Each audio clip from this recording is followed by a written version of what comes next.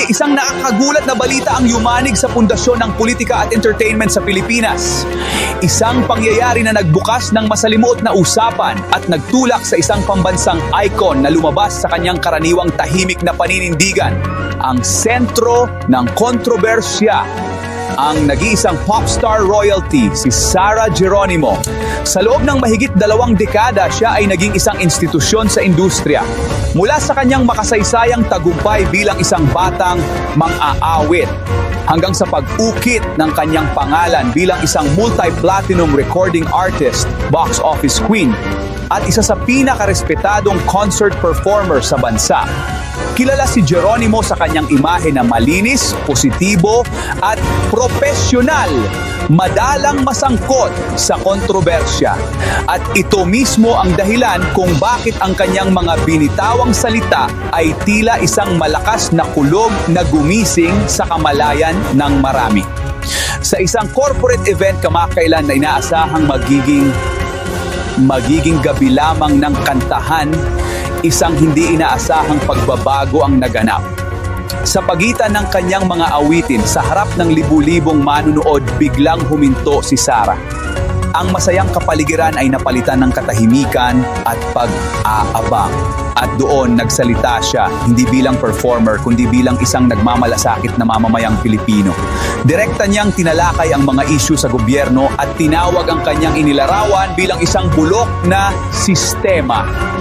Ang pariralang ito ay may malalim na kahulugan para sa maraming Pilipino, sumasalamin sa talamak na korupsyon at mabagal na burokrasya.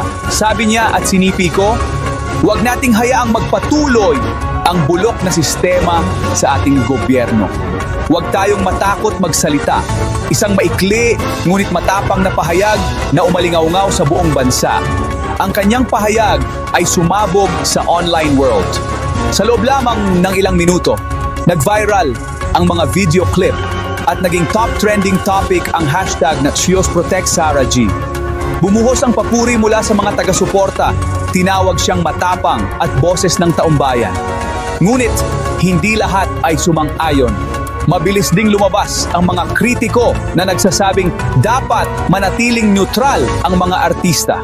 May mga kumuwestiyon sa kanyang motibo habang ang iba'y minamaliit ito bilang isang publicity stunt. Upang mas maunawaan ang bigat nito, kinausap namin ang political analyst na si Dr. Elena Reyes. Ayon sa kanya, kapag ang isang sikat at tradisyonal na political na personalidad tulad ni Sara Geronimo ang nagsalita, napakalaki ng epekto nito. Ang kanyang impluensya, lalo na sa kabataan, ay hindi matatawaran, sabi ni Dr. Reyes. Isa itong cultural moment na maaaring magpakilos sa isang henerasyon na tumitingala sa kanya. Binibigyan ito ng lehitimasyon ang hinaing na nararamdaman ng marami. Ang mga komento ni Sara ay dumating sa isang kritikal na panahon. Ang tiwala ng publiko sa gobyerno ay patuloy na sinusubok dahil sa mga ulat ng korupsyon at kakulangan sa pananagutan. Bagaman hindi niya binanggit ang sinumang partikular na politiko, ang kanyang mensahe ay isang malinaw at matunog na panawagan para sa malawakang pagbabago. At marahil ang pinakamahalagang bahagi ng kanyang mensahe ay ang kanyang direktang panawagan sa mga kabataan. Hinikayat niya silang makilahok, mag-aral sa mga issue at gamitin ang kanilang boses at boto para humingi ng mas mahusay na pamamahala. Ayon kay Sara, malaki ang papel ng kabataan sa pagtulak para sa tapat na pamumuno at tunay na reforma. Ang tanong na ngayon na iniwan niya sa lahat ay, makikinig ba sila at kikilos? O mananatili bang isang trending topic lamang ang kanyang mga salita? Ngayon, hindi ito ang unang pagkakataon na isang sikat na personalidad ang tumapak sa mundo ng politika. Marami nang nauna mula sa mga artistang naging mambabatas hanggang sa mga naging pangulo. Ngunit ang kaso ni Sara Geronimo ay may kakaibang bigat at timing. Kilala bilang popstar royalty, si Sara ay matagal nang itinuturing na isang icon sa entertainment industry na may malinis at halos apolitical na imahe sa loob ng 2 dekada. Ang kanyang karera ay nakasentro sa musika at pag-arte, malayo sa kontrobersyal na mundo ng gobyerno. Kaya naman, nang bigla siyang maglabas ng pahayag na tumutuligsa sa ilang issue sa pamahalaan, marami ang nagulat at napilitang makinig. Ang kanyang impluwensya ay hindi matatawaran. Sa mahigit 50 na milyong followers sa Facebook, 7 milyong sa Instagram at milyon-milyon pang tagahanga na sumusubaybay sa kanyang bawat galaw, ang isang simpleng post mula kay Sara Geronimo ay may kakayahang maging national headline sa loob lamang ng ilang minuto.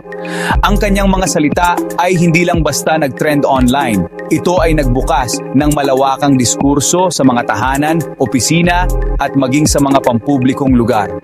Biglang napag-usapan ang mga konsepto ng accountability at transparency sa paraang mas madaling maunawaan at mas malapit sa puso ng masa. Dahil ang nagsasalita ay isang taong kanilang hinahangaan at pinagkakatiwalaan. At gaya ng inaasahan, magkahalo at naging polarisado ang mga reaksyon. Sa isang panig, bumuhos ang suporta.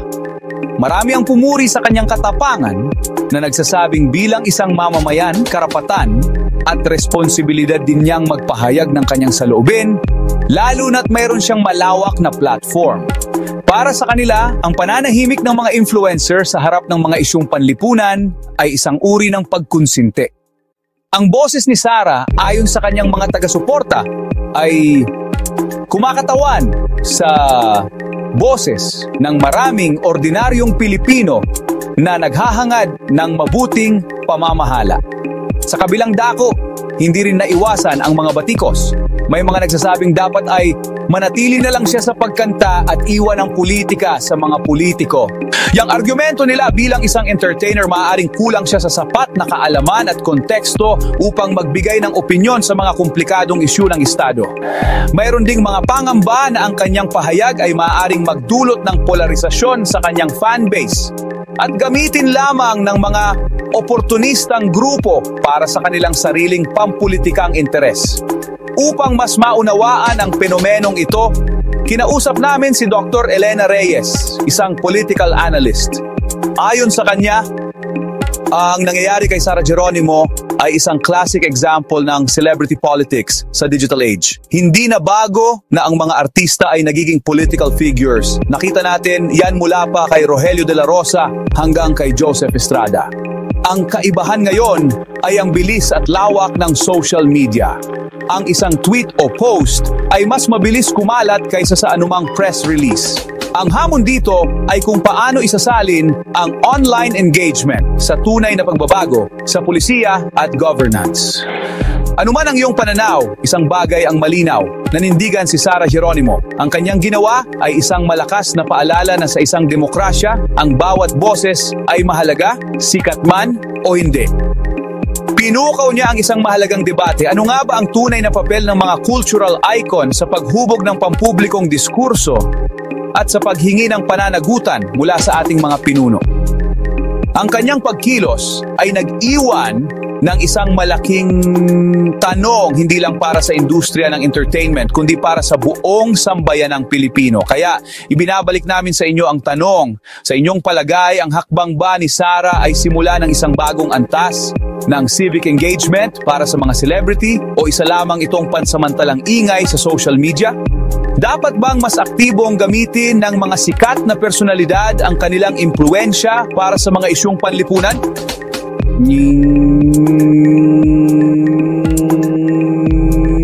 Ang opinyon ay mahalaga sa diskursong ito.